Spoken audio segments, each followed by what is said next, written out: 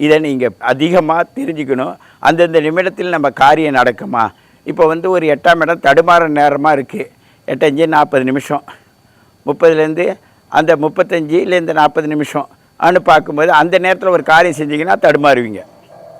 அதே மாதிரி உங்களுடைய 55லேருந்து 60 நிமிஷம்னும்போது அந்த இடத்துல என்ன பண்ணுவோம், உங்களுக்கு விரயமாகும் அந்த காரியம் செஞ்சால்.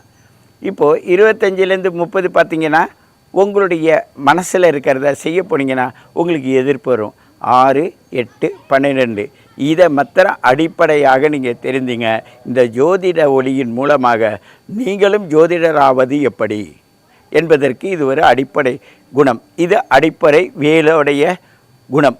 இதுதான் ஒரு உயிரை உற்பத்தி செய்வதற்கு இந்த வேலானது நமக்கு துணை புரிகிறது.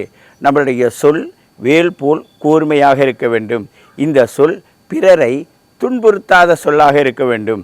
உங்களை நீங்கள் வகுத்துக்கிட்டு இந்த நேரத்தில் இந்த காரியம் செய்யலாமா வேண்டாமா என்பதற்கு இந்த 60 நிமிடத்திற்குள்ள கால கணக்கு அது.